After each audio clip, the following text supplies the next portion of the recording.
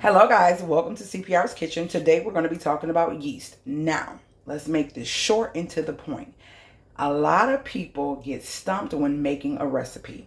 First thing I'm going to tell you is do your best to stick to the recipe if this is your first time. Meaning, whatever ingredients it tells you to use, stick to it. Why? Because according to whatever type of bread or recipe it is that you're trying to create, it may have an importance to stick to what they tell you to put in it in order to get the results that you want.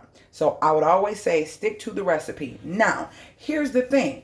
Only thing that I can say that you can waver on when it comes to certain recipes is this. A lot of people don't know fast rising yeast, instant yeast, fast acting yeast.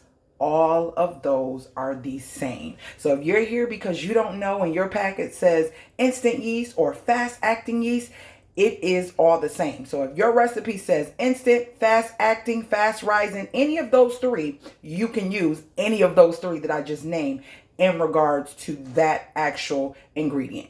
Now, when it says active yeast, I say stick to active yeast. Slow rising yeast is the same thing. Okay, moderate rising yeast, you will find lots of different yeast. If it doesn't insinuate fast speed, then it is not a fast, instant, or fast rising. Okay, now, next thing for you to know, the process of using yeast is to level your bread. That is to get all the good nooks and crannies in the air that needs to be implemented in the bread to make it as fluffy or as tender as it needs to be.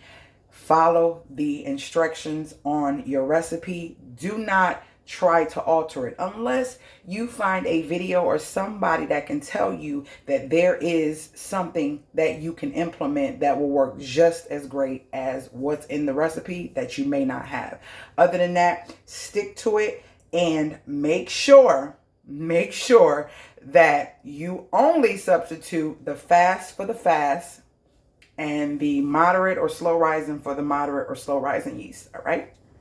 So guys, I hope this was helpful, and I will be having more videos like this because I'm noticing that people do bake, but they're trying to learn to be more in depth and go to the next level of baking, like making their own bagels, making their own breads and stuff like that. And these type of things will stump you because you're like, I don't know which one to use. But yes, fast, instant, fast rising, all of those are the same. Fast acting, fast rising, and instant. And then there's some others that will insinuate, like I said, fast. So yes, you can use those. All right.